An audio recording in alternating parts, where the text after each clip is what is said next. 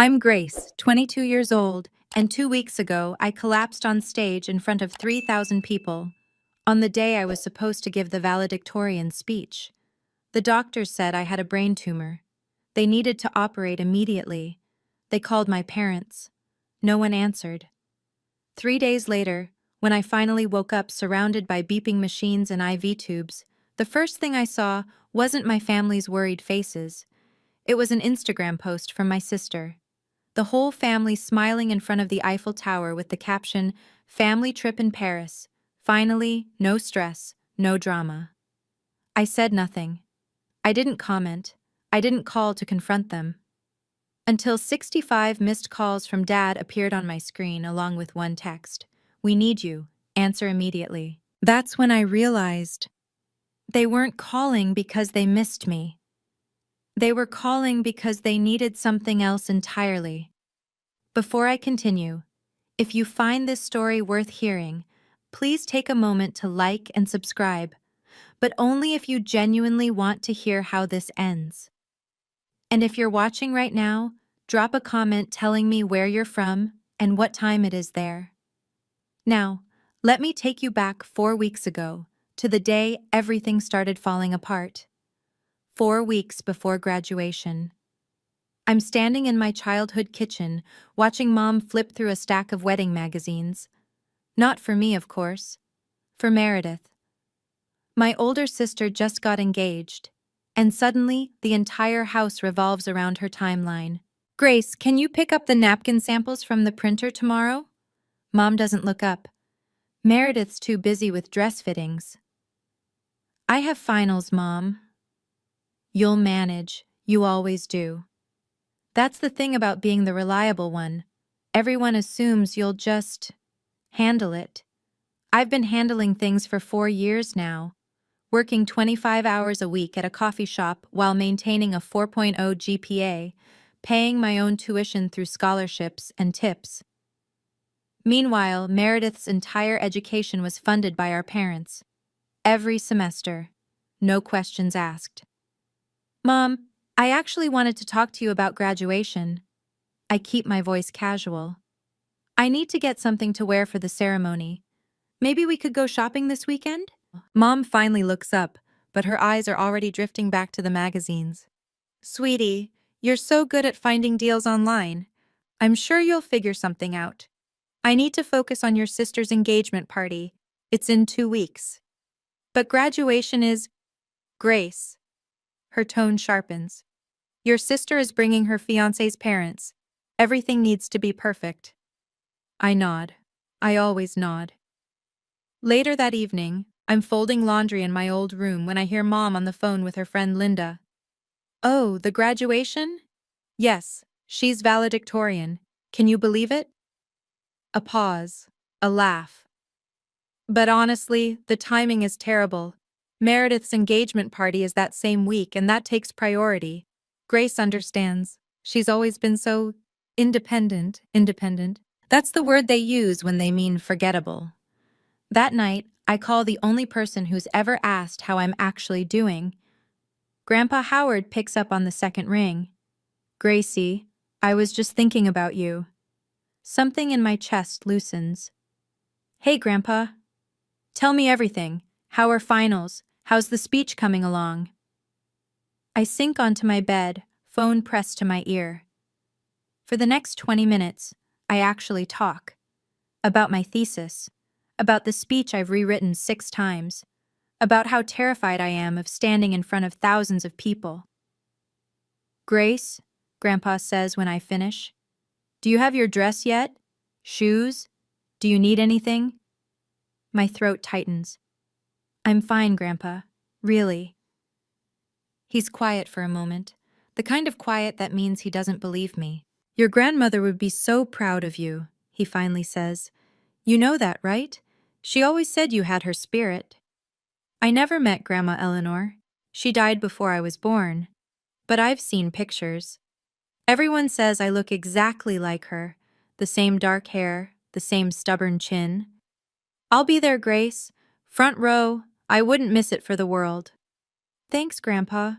My voice cracks slightly. "That means a lot." And Grace, I have something for you. A gift. Your grandmother wanted you to have it when you graduated. I've been holding on to it for years. Before I can ask what it is, Meredith burst into my room without knocking. Grace, did you use my dry shampoo? I can't find it anywhere. I cover the phone. I don't use your stuff, Meredith. She rolls her eyes, flashes her engagement ring like it's a weapon. Whatever. Oh, congratulations on the valedictorian thing, I guess. Then she's gone. Grandpa heard everything. He says nothing, but his silence speaks volumes. 1 week before graduation.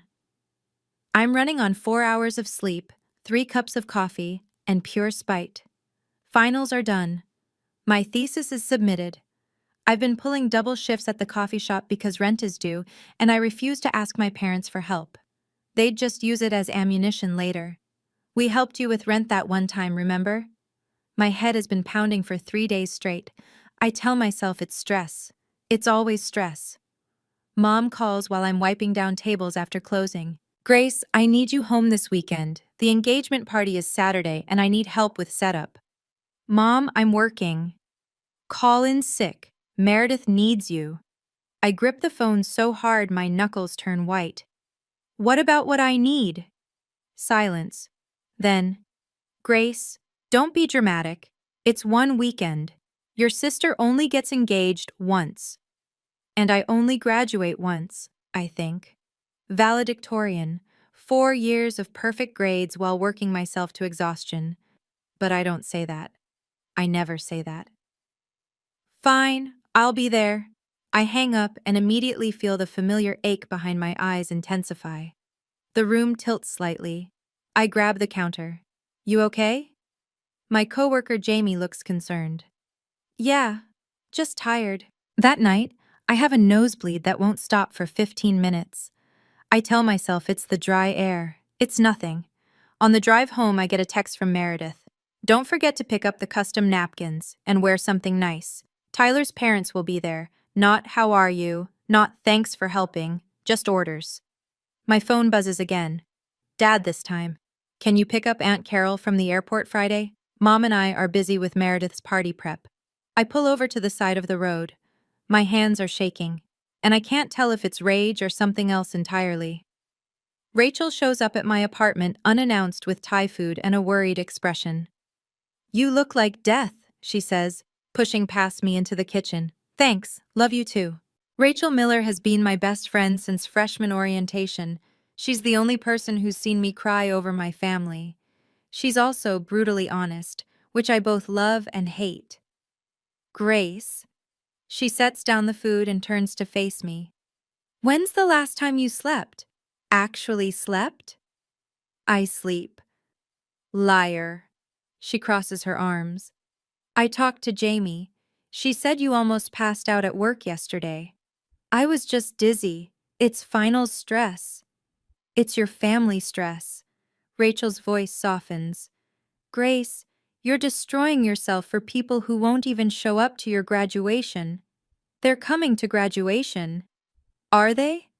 I open my mouth to argue, then close it, because the truth is I don't know. Mom hasn't mentioned it in weeks. Dad keeps forgetting the date. Meredith doesn't even know I'm valedictorian. They'll come, I say weakly. It's my graduation. Rachel sits down across from me. Babe, in 4 years they haven't come to a single award ceremony. Not one. Remember when you won that teaching fellowship? Who was in the audience? You. And Grandpa. Exactly. She reaches across the table and takes my hand.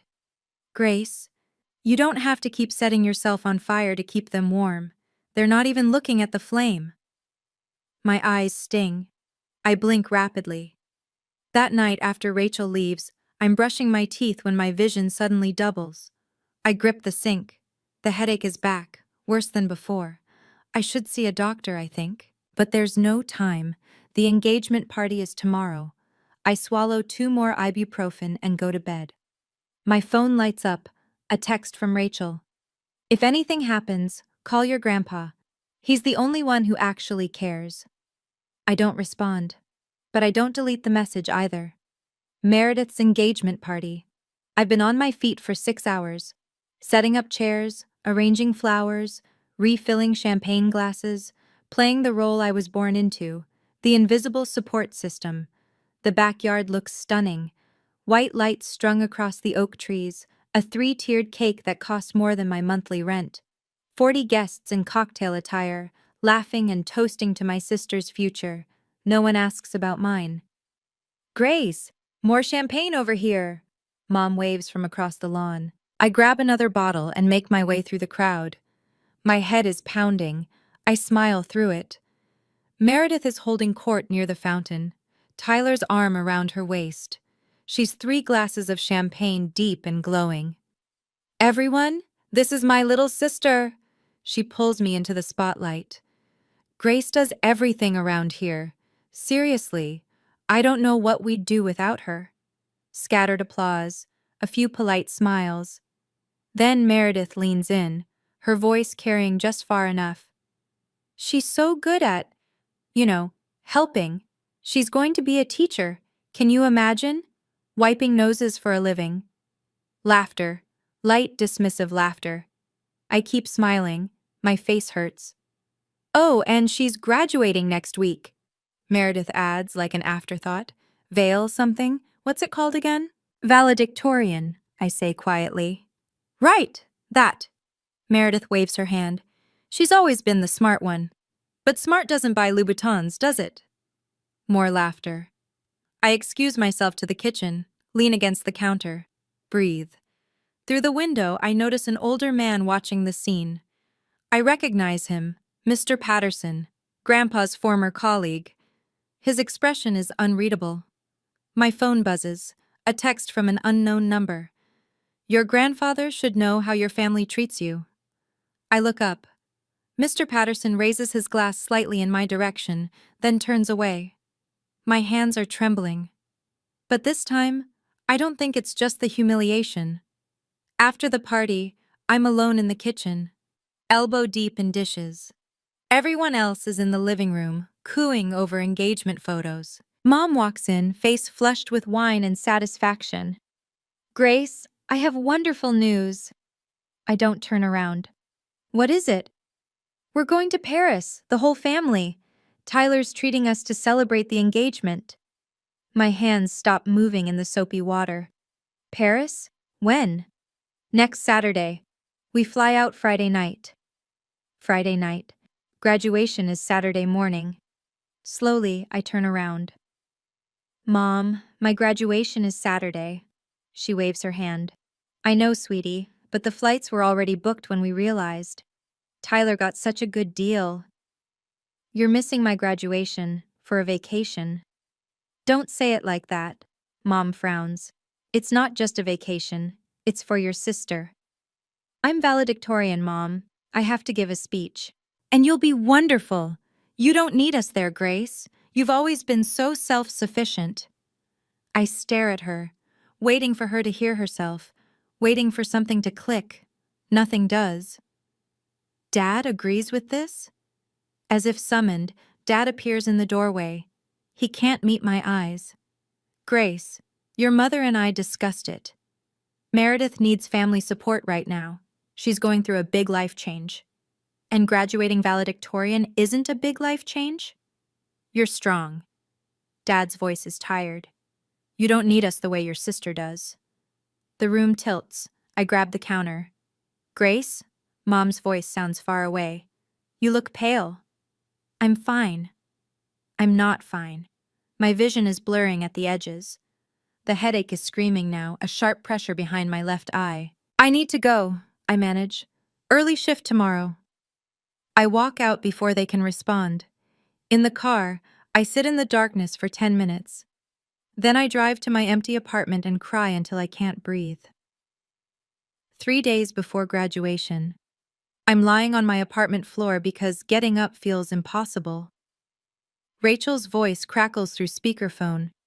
They're skipping your graduation for a vacation? A vacation? It's for Meredith's engagement.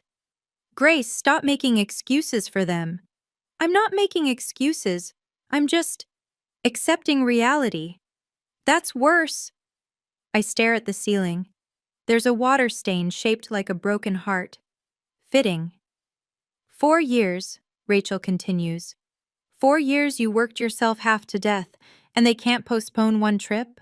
Apparently not. She goes quiet, then softer. How are you feeling?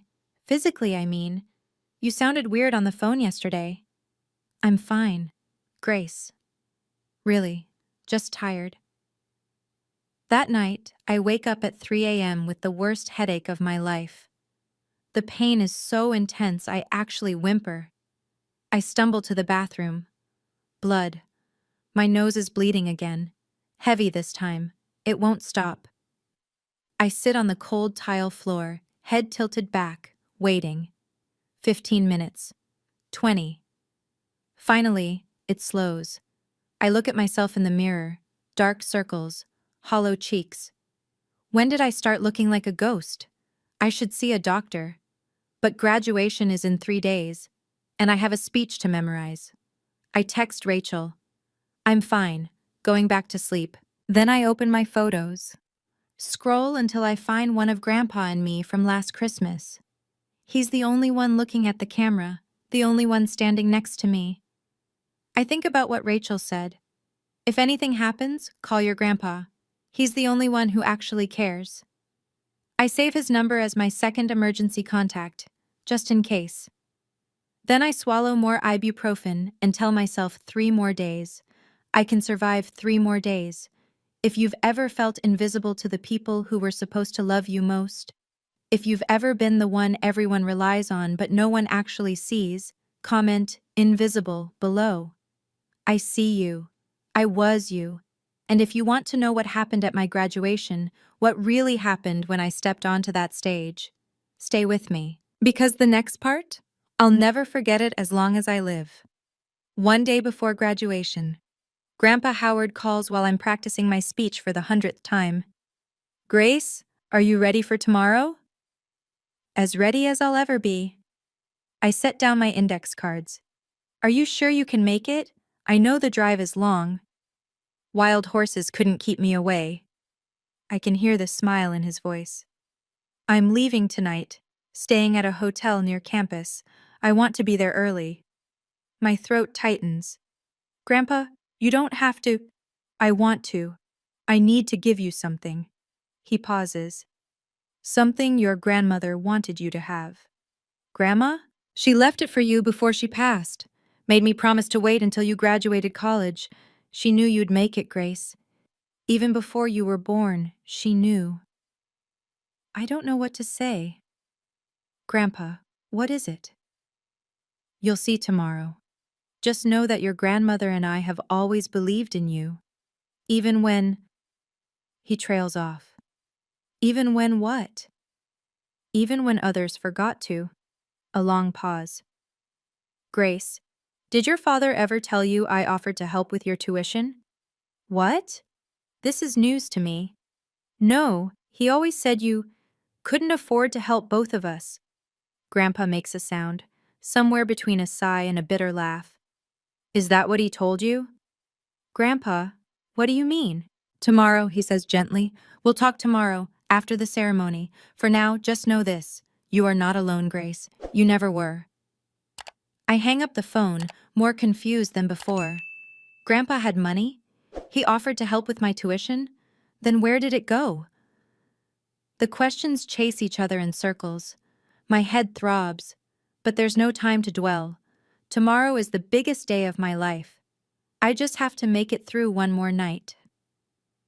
Graduation morning. I wake up to a pounding headache and a text from Mom. Just landed in Paris. Have a great graduation, sweetie. So proud of you. Attached is a selfie. The whole family at Charles de Gaulle Airport. Meredith is pouting for the camera. Dad's giving a thumbs up. Mom's smiling like she doesn't have a care in the world. Like she hasn't abandoned her daughter on the most important day of her life. I don't respond. Rachel picks me up at 9. She takes one look at me and frowns. Grace, you're gray. Like actually gray. I'm nervous. It's fine. It's not fine. When did you last eat? I had coffee. That's not food. She forces me to eat half a granola bar while she drives. I manage 3 bites before my stomach rebels. The campus is already buzzing with activity, families everywhere, balloons, flowers, proud parents snapping photos. I try not to look at them. In the staging area, I check my phone one more time. Another text from Mom. Send pics. We want to see everything. They want to see everything, but they didn't want to be there to see anything. I'm about to put my phone away when I notice something. My emergency contact form for the university. I filled it out freshman year and never updated it. Primary contact, Douglas Donovan, father. Secondary contact, Pamela Donovan, mother. On impulse, I pull up the form online, add a third line. Secondary contact, Howard Donovan, grandfather. I don't know why. It just feels right. Then I see him. Grandpa in the front row, already seated, already waiting. He waves. In his hands, I can see a manila envelope. I wave back. For the first time all week, I feel like I can breathe. Grace Donovan? A stage manager approaches. You're up in 10 minutes. 10 minutes. I can do this.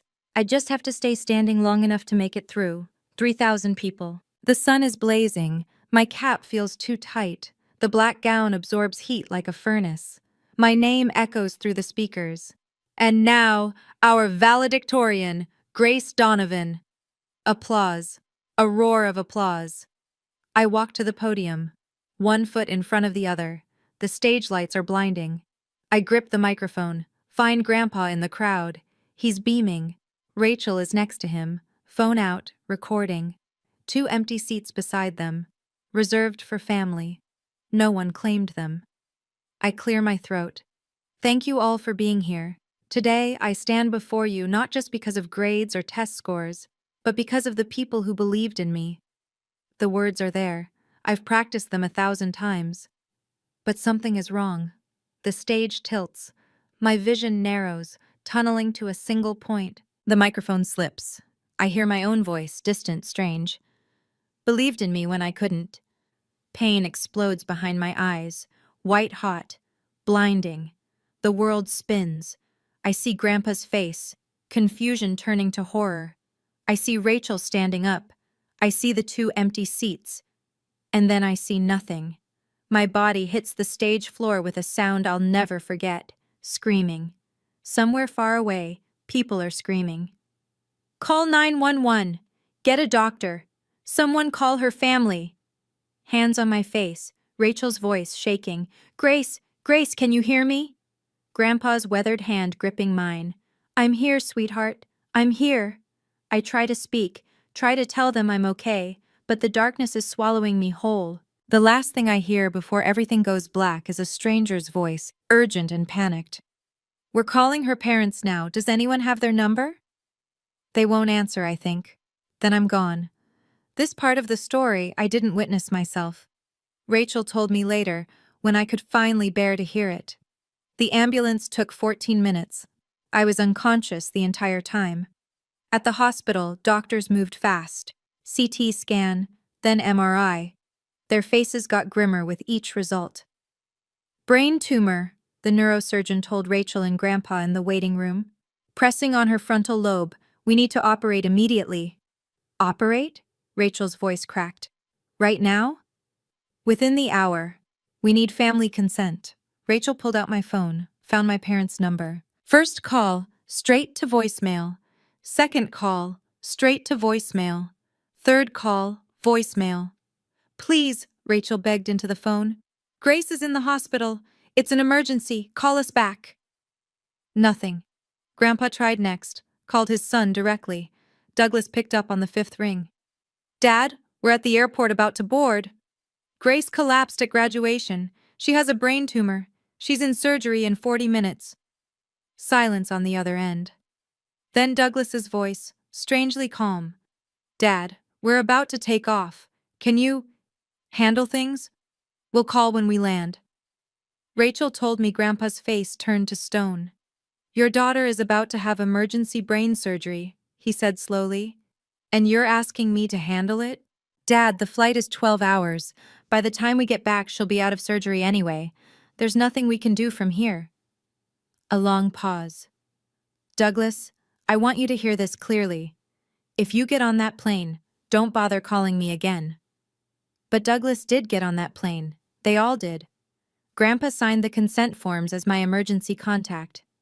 And when they wheeled me into surgery, I had two people waiting, my grandfather and my best friend. My family was 30,000 feet in the air, choosing Paris over me. I wake up 3 days later. The first thing I see is white. White ceiling, white walls, white sheets. The second thing I see is Grandpa, asleep in a chair next to my bed, still wearing the suit from graduation. The third thing I see is Rachel, curled up on a cot in the corner, dark circles under her eyes. I try to speak. My throat feels like sandpaper. Rachel stirs, opens her eyes, sees me. Grace. She's at my bedside in seconds, tears streaming. Oh my God! Grace! Grandpa wakes, his face crumbles with relief. My girl, he whispers. My brave girl.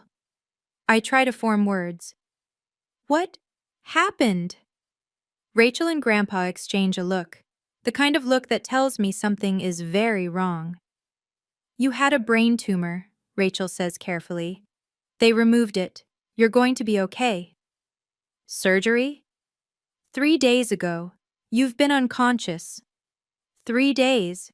I turn my head, see my phone on the nightstand, charging. My parents? Another look exchanged. Rachel hands me the phone. Grace, maybe you should wait. But I'm already opening Instagram. And there it is, posted 18 hours ago. A photo of my entire family, Mom, Dad, Meredith, standing in front of the Eiffel Tower at sunset. The caption, family trip in Paris. Finally, no stress, no drama. Blessed #family time. 247 likes. 32 comments, all gushing. I scroll through the other photos. Champagne at a cafe. Meredith in a couture dress. Dad eating croissants. Not one mention of me. Not one. Grace. Rachel's voice is gentle. They know you're in the hospital. Grandpa called them. I look at my grandfather. His jaw is tight. They know. I stare at the photo again. No stress, no drama. That's what I am to them. Stress, drama. I close Instagram. I don't cry. I don't have the energy left to cry. 4 days after surgery, I'm getting stronger. The doctors say the tumor was benign. They caught it just in time. I don't post on social media. Don't comment on Meredith's photos. Don't call to confront my parents. I just exist, heal, try to process. Grandpa visits every day. Rachel practically lives in my hospital room. The nurses know them both by name now. You need to eat more, Grandpa says, pushing a container of soup toward me. I'm not hungry. Grace Eleanor Donovan, you will eat this soup or I will spoon-feed you myself. I almost smile. Almost. That evening, Rachel goes home to shower. Grandpa falls asleep in his chair. I'm finally alone with my thoughts. That's when my phone lights up. 1 missed call from Dad, 5 missed calls from Dad, 20 missed calls from Dad, 65 missed calls from Dad. My heart stutters. Then the texts start appearing. Dad. Grace, call me back, important. Dad. Answer your phone. Dad. We need to talk, now. Dad. Grace, this is urgent. Call immediately. Mom. Honey, call your father, please. Meredith. Grace, what did you do? Dad is freaking out. I scroll through them. 65 missed calls, 23 texts. Not one asks how I am. Not one says we're sorry. Not one says we love you. Just, we need you. Answer immediately. I show Grandpa when he wakes up. His face darkens. They know, he says quietly. Know what? He takes a deep breath. Grace, there's something I need to tell you. Something about why they're really calling. What do you mean? It's not because they're worried about you. His voice is heavy. It's because I told them about the gift, your grandmother's gift, and they just realized what they might lose. My blood runs cold. Grandpa, what gift? He looks at me with tired, sad eyes. It's time you knew the truth. Grandpa pulls his chair closer, takes my hand. 22 years ago, when you were born, your grandmother and I made a decision. We opened an education savings account in your name. For college? Not exactly. He shakes his head. We knew your parents would pay for college. That's what we told ourselves anyway. This account was different. A graduation gift, seed money for your future. Your grandmother called it your freedom fund. How much? Grandpa hesitates. Enough to buy a small house, or start a business, or put a down payment on whatever dreams you had. My head spins.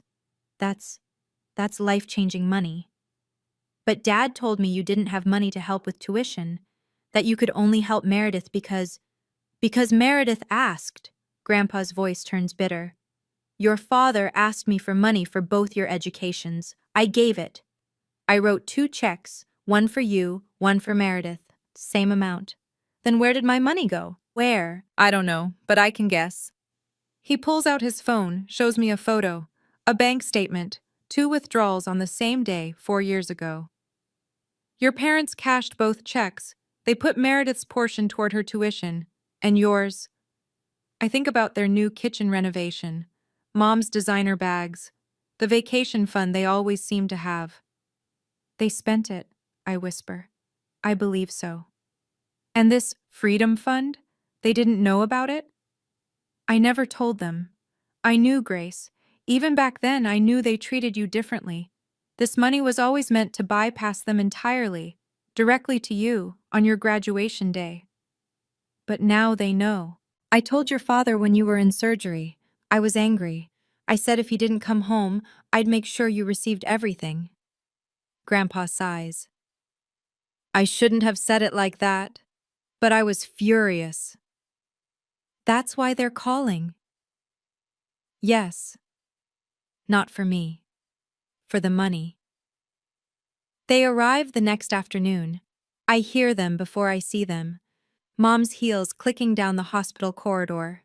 Her voice too loud. Which room? Donovan? Grace Donovan? Rachel stands up from her chair. I should go. Stay, please. She nods, takes a position by the window. The door bursts open. Mom sweeps in first, face arranged in perfect maternal concern. Grace, baby, we came as fast as we could. She leans down to hug me. I don't hug back. You came as fast as you could, I repeat slowly. 5 days after I nearly died. The flights were fully booked. Instagram says you posted from the Louvre yesterday. Mom's face flickers. We were trying to make the best of a difficult situation. Dad enters behind her. He looks tired. He can't meet my eyes. Then Meredith, shopping bags in hand, actually carrying shopping bags into a hospital room. Hey, Grace. She doesn't approach the bed. You look better than I expected. Rachel makes a sound in the corner. I don't look at her, but I can feel her rage from across the room. Meredith, I say calmly. I had brain surgery. I know. That's so crazy, right? She sets down her bags. Anyway, we cut the trip short, so you're welcome. The room falls silent. Then Mom clears her throat. Grace, sweetheart, we should talk. As a family. She looks pointedly at Rachel. Privately. Rachel stays. Grace. Rachel was here when I woke up. Rachel held my hand before surgery. Rachel stays. Mom's lips thin. But before she can argue, the door opens again. Grandpa Howard.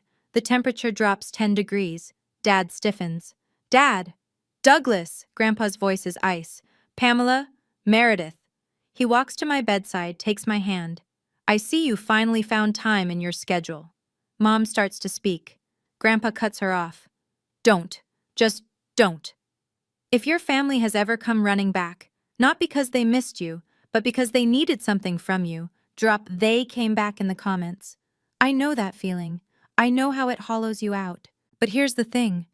What happened next in that hospital room? It changed everything. I'd been waiting my whole life to say what I was about to say. So hold on. Because this is where it gets real. Dad tries first. Dad, can we talk about this rationally? Rationally? Grandpa's voice is quiet, which is somehow worse than yelling. Your daughter collapsed on stage. She had a brain tumor. The hospital called you 47 times. We were on a plane. You weren't on a plane. You were at the gate. I talked to you, Douglas. You chose to board anyway. Mom steps forward. Howard, this is a family matter. Grace is family. She's my family. And for 22 years, I've watched you treat her like she doesn't exist. That's not true. Mom's composure cracks. We love Grace. You love what Grace does for you. There's a difference. Grandpa turns to Dad. Tell me, Douglas, when's Grace's birthday? Dad blinks. March. No. April. October 15th, I say quietly. It's October 15th, Dad. He has the decency to look ashamed. Grandpa continues. What's her favorite book? Her best friend's name? What job did she just accept after graduation? Silence. Rachel's jaw is tight. She knows all these things. She's known them for 4 years. Meredith rolls her eyes. Grandpa, this is ridiculous. We didn't fly all the way back to play 20 questions. No, Grandpa says. You flew back because you heard about the money. The word lands like a bomb. Mom's face goes pale.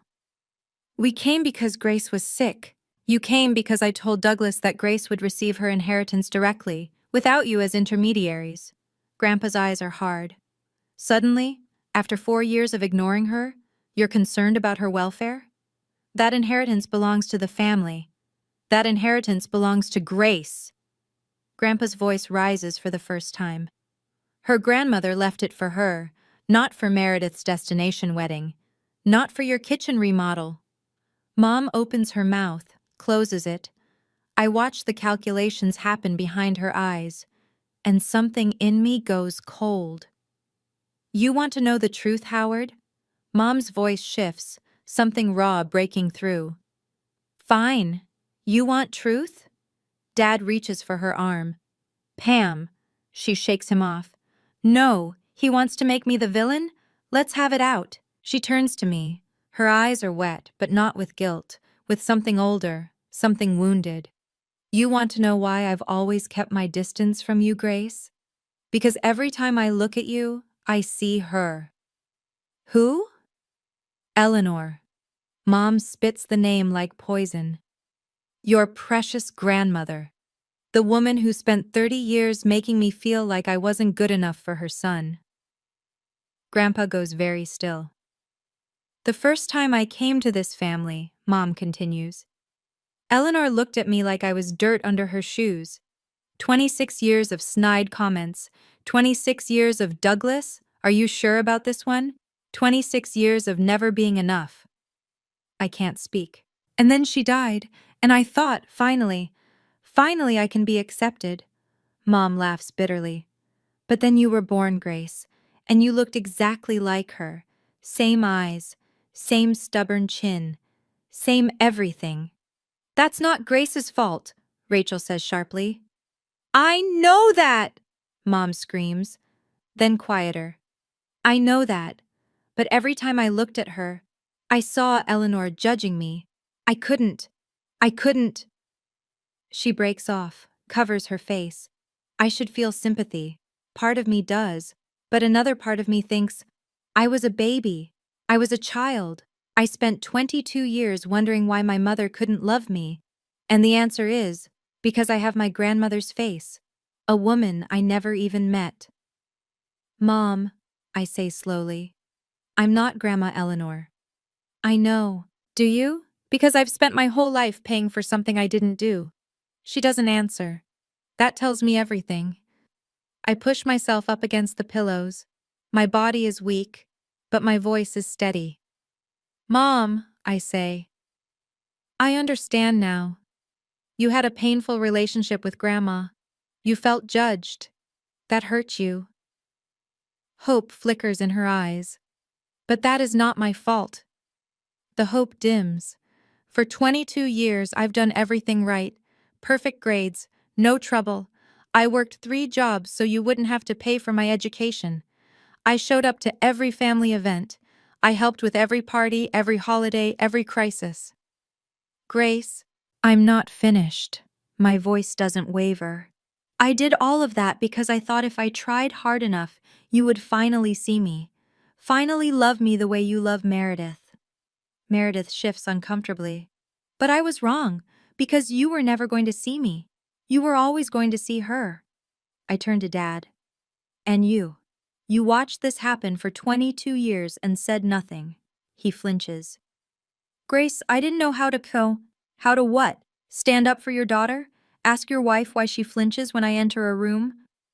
It's complicated. It's really not. I shake my head. You chose the path of least resistance, and the path of least resistance meant sacrificing me. Grandpa squeezes my hand. I look at each of them in turn, Mom crying quietly, Dad staring at the floor, Meredith, arms crossed, defensive. I don't hate you, I say, any of you, but I also can't keep pretending this is normal. I can't keep being the invisible one.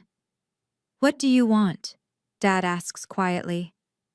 I take a breath. I want you to see me as a person, not as a ghost, not as a burden, not as someone who exists to make your lives easier. And if we can't, I meet his eyes. Then I'll mourn the family I wished I had, and I'll build a new one.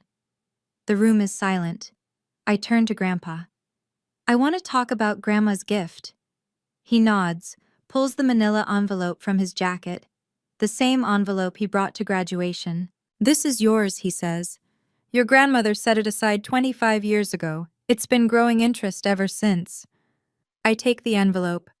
Don't open it. I know what you're thinking, I say to my parents.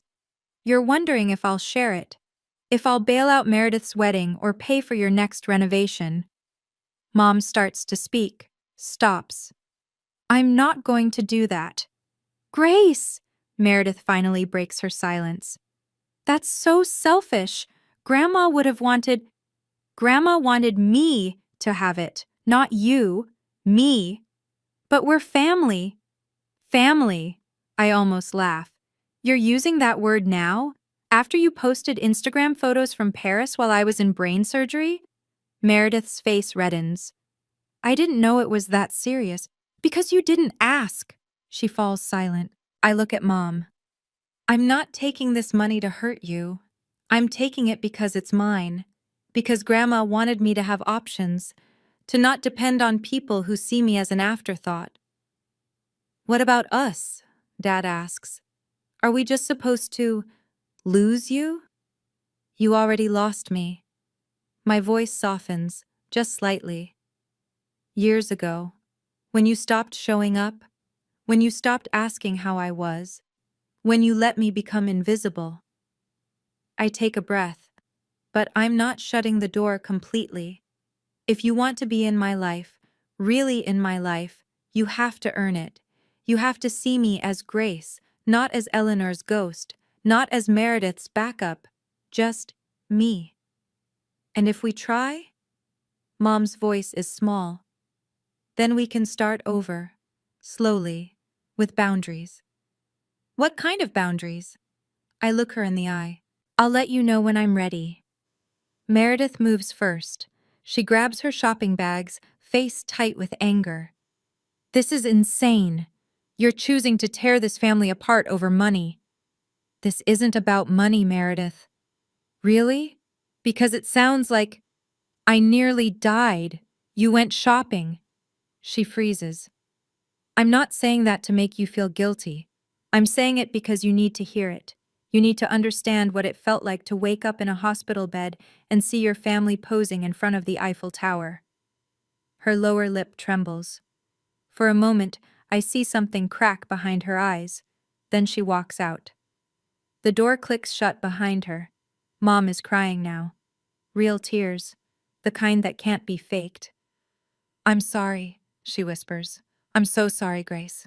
I know. I was wrong. I was so wrong. I know, Mom. But I don't know how to fix it. Neither do I, not yet. I pause. But if you really want to try, you have to get help. Talk to someone, a therapist. Work through whatever Eleanor made you feel, so you stop projecting it onto me. She nods, wipes her eyes, leaves without another word. Now it's just me, Dad, Grandpa, and Rachel. Dad sits down heavily in the chair beside my bed. Grace, he says quietly, I failed you. Yes. I should have protected you.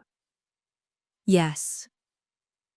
I told myself you were strong, that you didn't need me, but that was just an excuse. It was. He looks at me. For the first time, maybe ever, really looks at me. I can't undo 22 years, but can I try to do better? I study his face, the genuine remorse there. Call me next week, I say finally. Ask me how I'm doing, and actually listen to the answer. He nods, stands, squeezes my hand once. I will. Then he's gone too. 2 weeks later. I'm discharged from the hospital with a clean bill of health. The tumor is gone. The doctors call it a miracle. I call it a second chance. I don't move back home. I use a small portion of Grandma's gift to rent a tiny apartment near the school where I'll be teaching in the fall. It's nothing fancy, 1 bedroom, a kitchenette, a window that overlooks a parking lot. But it's mine. The fallout happens fast. Meredith blocks me on every social media platform. Her new bio reads, "Some people don't appreciate family." I screenshot it, send it to Rachel. Rachel sends back a string of middle finger emojis. 2 days later, I get a call from Rachel. She sounds gleeful. You're not going to believe this. What? Tyler, Meredith's fiancé, he heard the whole story. From his mother, who heard it from the hospital grapevine. Rachel is practically bouncing. He's reconsidering the engagement. I don't feel triumphant, just tired. That's not what I wanted. I know, but still. A week after that, I see on Facebook that the engagement party photos have been deleted. Then the engagement announcement itself. Mom texts me, Meredith is devastated. I hope you're happy. I stare at the message for a long time. Then I type back, I'm not happy about her pain, but I'm not responsible for it either. She doesn't respond. Dad, to his credit, does call. The following Tuesday, right when he said he would. Hi, Grace. Hi, Dad. How are you feeling? Better. Still tired, but better. A pause, then, what did you have for dinner last night? I almost smile. Such a small question, but he's never asked it before. Pasta, I say. With Rachel.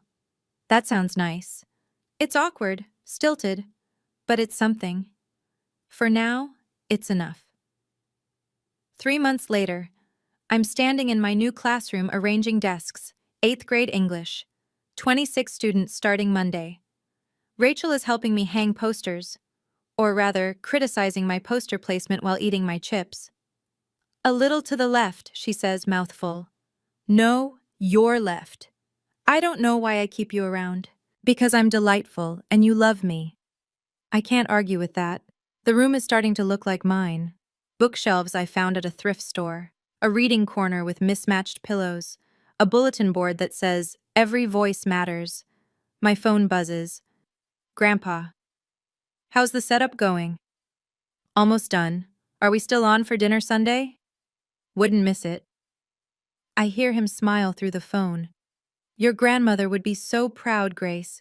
Building your own classroom, your own life. My eyes sting. I wish I'd known her.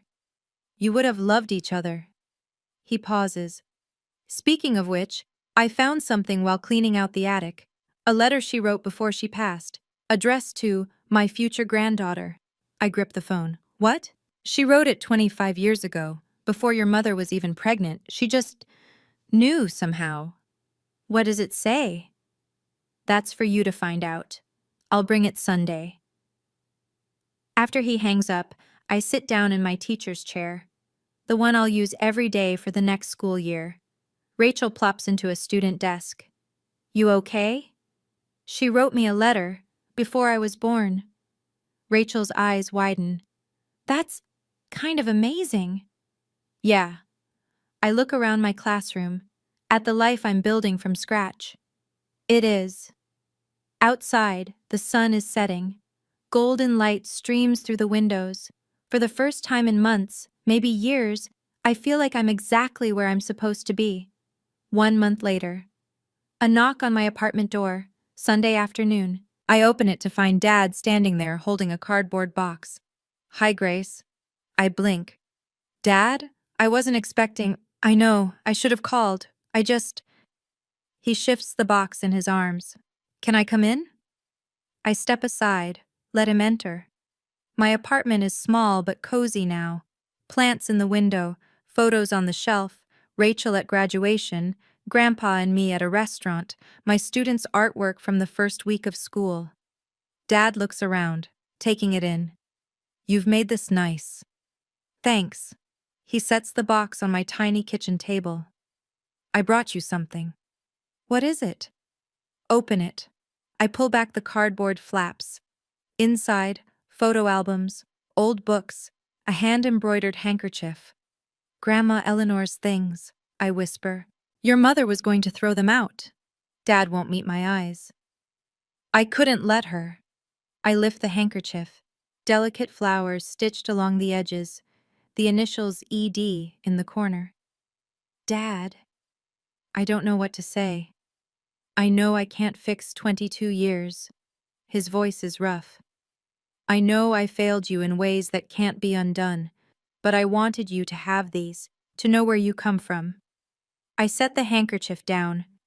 Look at my father. He looks older than I remember, tired, uncertain. I'm not asking for forgiveness, he says quietly. I'm just asking for a chance to be better. I think about all the years of silence, all the missed birthdays and empty seats, but I also think about those Tuesday phone calls, awkward and stilted but consistent every single week. Okay, I say finally. Okay? Okay, you can try.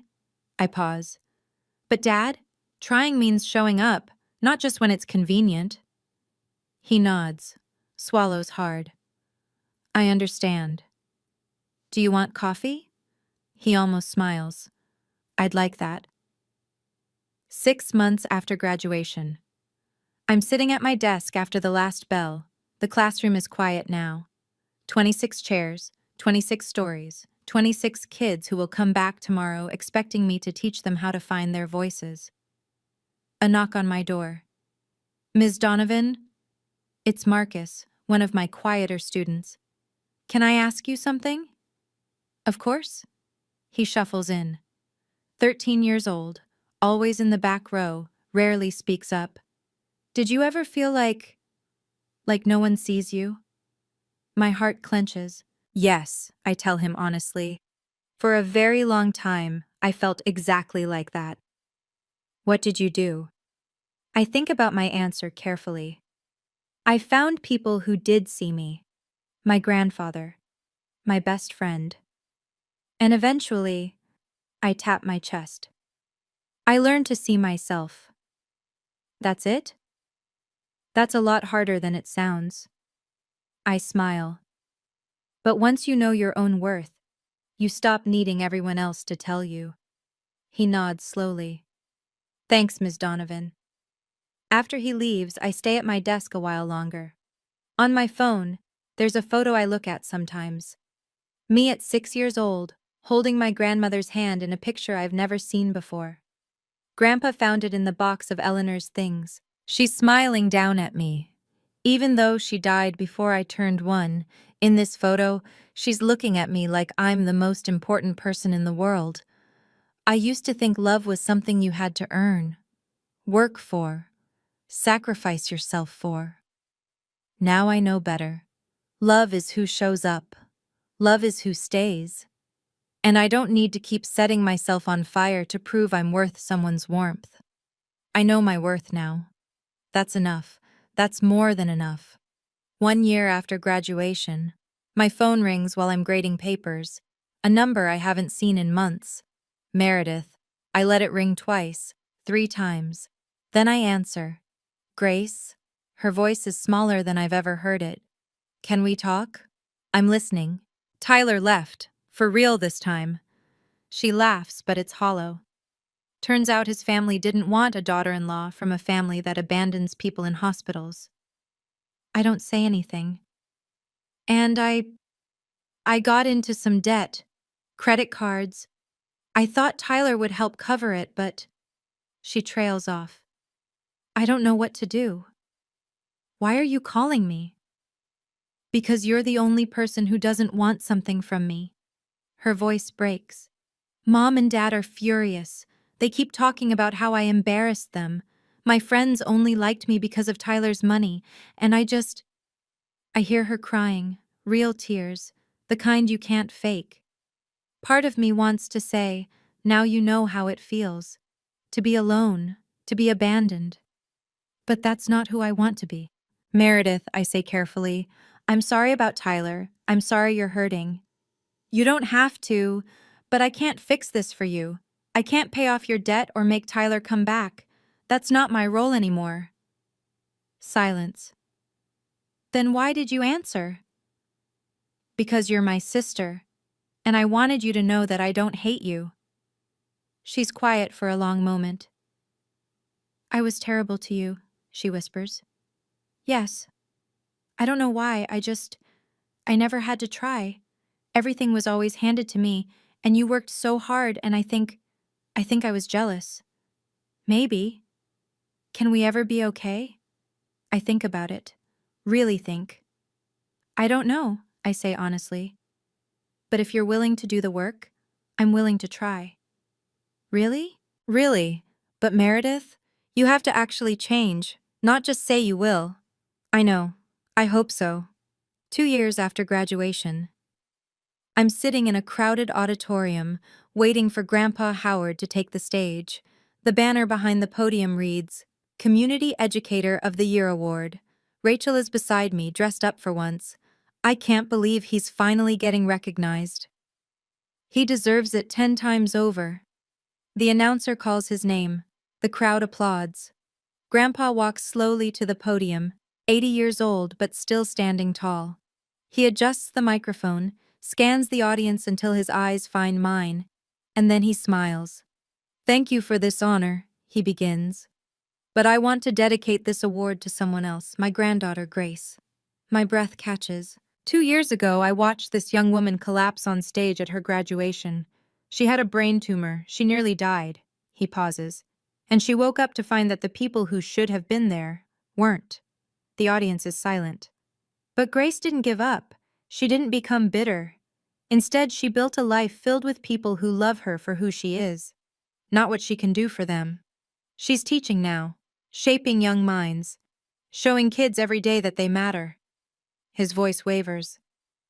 Her grandmother, my Eleanor, once told me, the people who are forgotten by the world need us to remember them the most. Grace taught me what that really means. I'm crying now. Rachel is crying too. Grandpa raises his award toward me. This belongs to you, sweetheart, for having the courage to choose yourself. After the ceremony, I hug him so tight I think I might never let go. I love you, Grandpa. I love you too, Grace. Your grandmother would be so proud. I know, I whisper. I finally know. My family is complicated. It always will be. Dad calls every Tuesday. Mom sends cards on holidays now, careful and polite. Meredith is in therapy. We text sometimes. But my real family? They're the ones who showed up, the ones who stayed. Rachel, Grandpa, my students, and finally, myself. If you've made it this far, I want to share something with you. I used to wonder why my mother couldn't love me, why I had to work twice as hard for half the recognition, why I was invisible in my own family. Now I understand. My mother wasn't a villain. She was a wounded person who never healed from her own pain. Psychologists call it projection, when someone's unresolved trauma spills onto someone else. She saw her mother-in-law in my face, and instead of dealing with that wound, she let it poison our relationship for 22 years. And me? My weakness was my desperation for approval. I kept believing that if I tried harder, sacrificed more, achieved enough, they would finally see me. That's called people-pleasing, and it's a survival mechanism. It kept me safe when I was small. But as an adult, it nearly destroyed me. The brain tumor was the most terrifying thing that ever happened to me. But in a strange way, it was also a gift.